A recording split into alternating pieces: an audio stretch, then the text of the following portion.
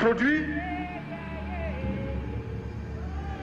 suffisamment de quoi nous nourrir. Nous pouvons dépasser même notre production, malheureusement. Par manque d'organisation, nous sommes encore obligés de tendre la main pour demander des aides alimentaires. Ces aides alimentaires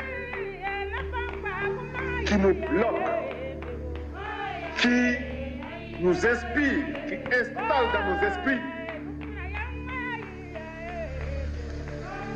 cette habitude, ces réflexes de mendiant. In the heart of Burkina Faso, amid the churning tides of revolution, rose a figure likened to the legendary Che Guevara, Thomas Sankara.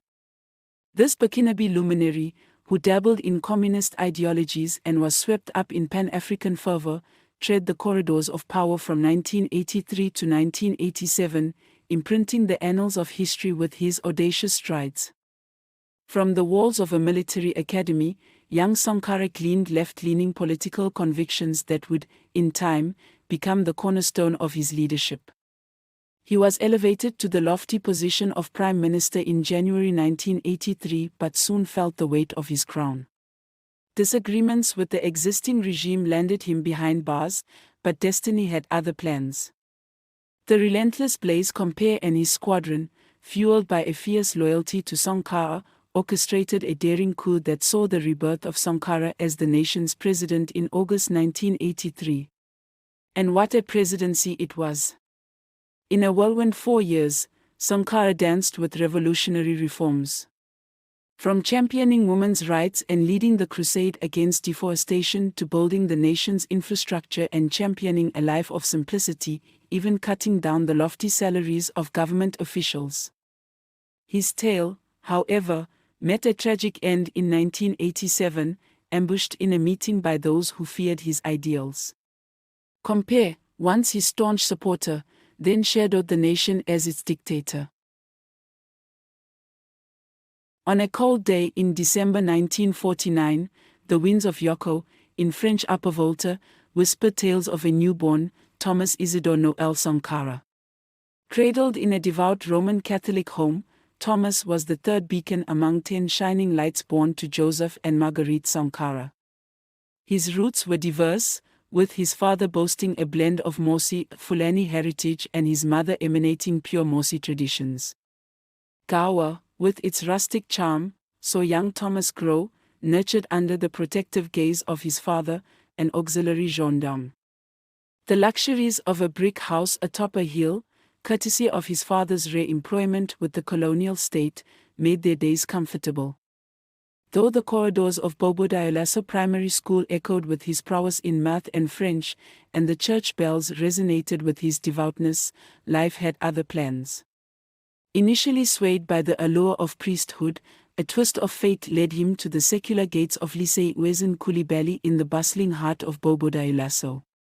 Despite the aspirations of his devout parents, the allure of military fatigues beckoned, and Sankara heeded the call after his schooling years. In the bustling academy of Kadiogo, a 17-year-old Sankara embarked on his military journey. It was here, in 1966, that he witnessed the tremors of Upper Volta's first military coup under the watchful gaze of Lieutenant Colonel Sangal Lamazana.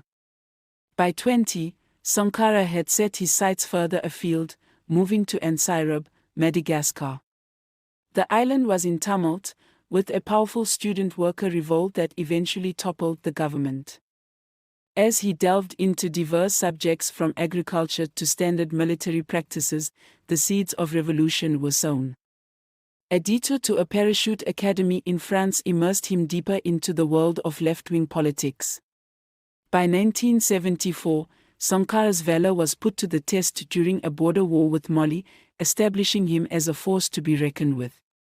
In the subsequent years, not only did he take command of the Commando Training Center in Pap but also forged an alliance with Blaise Compaoré in Morocco. It was in these formative years that the Communist Officers Group was birthed in secrecy, heralding a new dawn for Upper Volta.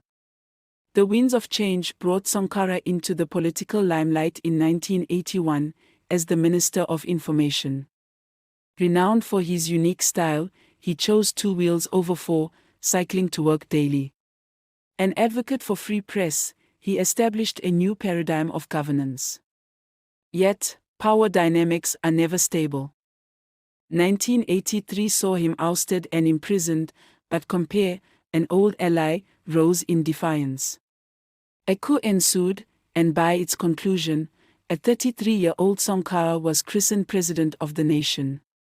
With the weight of leadership on his shoulders, Sankara embarked on an unprecedented spree of reforms. He reshaped the nation's identity, baptizing it as Burkina Faso, which echoed the land of upright people in the native tongues. Not just stopping at naming, he penned the national anthem, Unsul Newt, and unfurled a new flag. Over his 4-year reign, comparisons with legends like Che Guevara became commonplace. Initiatives like the Popular Revolutionary Tribunal and Committees for the Defense of the Revolution sought to foster justice and social revolution. However, these institutions also bore the scars of excesses. While Sankara's reforms sometimes raised eyebrows, his commitment to progress was unwavering. Vaccination drives, a colossal jump in literacy rates, massive afforestation programs, and infrastructural development showcased his dedication. Women, once shackled by societal norms, found a champion in Sankara. He propelled them into governance, introduced them to the military, and fiercely opposed practices like genital mutilation and forced marriages. But, like all tales of revolution, Sankara's journey was punctuated with challenges, from tensions with the Mossi people to skirmishes with Mali over territorial disputes. Yet, the legacy Sankara left behind wasn't just in wars fought or reforms made. It was in a vision he had for Burkina Faso, a vision of empowerment, progress, and national pride. Amidst the gilded corridors of power, Thomas Sankara emerged as a beacon of simplicity. Casting aside luxury Mercedes cars that once signaled status, he embraced the humble Renault 5 as the official vehicle for his ministers. In a bold move, Sankara applied salary cuts universally, from the lowest-ranked employee to his own paycheck. Public servants soon found themselves donating a slice of their earnings to developmental causes and trading their suits for traditional tunics crafted from native Burkinabe cotton. In a bid to rectify historic wrongs, Sankara wrested land from age-old feudal landlords, handing it over to the true tillers, the peasants. He also championed African autonomy, taking stands in international forums against Western influence on African trade. In a symbolic gesture, the army's provision store in Ouagadougou transformed under Sankara's direction into a public supermarket, accessible to all. Yet, every coin has two sides. Amnesty International voiced concerns over Sankara's governance, highlighting alleged human rights violations. Controversies marred his tenure, from allegations of arbitrary arrest to the unfortunate execution of individuals connected to the preceding administration. In an incident that marked a dent in his popularity, a widespread teachers' strike culminated in the dismissal of thousands. Sankara's personal life was as unpretentious as his public persona. With a monthly salary that would make modern leaders balk, $450, his modest inventory boasted of a car, 4 bikes, a fridge, and 3 guitars. In stark contrast to many leaders, he refrained from the luxury of air conditioning in his office and discouraged the cult of personality, opting against public displays of his portraits. A testament to his trust in women's capabilities, his security detail was an all-woman motorcycle brigade. Tragedy struck on October 15, 1987. As Sankara immersed himself in a meeting with the Conseil de l'Entente, bullets interrupted his thoughts. The aftermath was grim. Sankara, along with 12 companions, lay lifeless. This coup, orchestrated by none other than Blaise Compaoré, also spelled the end for many of Sankara's revolutionary policies. Yet, heroes never truly fade.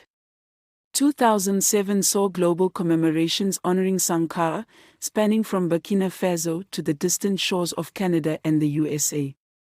His powerful words found posthumous homes in compilations like Thomas Sankara Speaks and Women's Liberation and the African Freedom Struggle, serving as perennial reminders of a revolutionary who dreamt of a better tomorrow for Africa.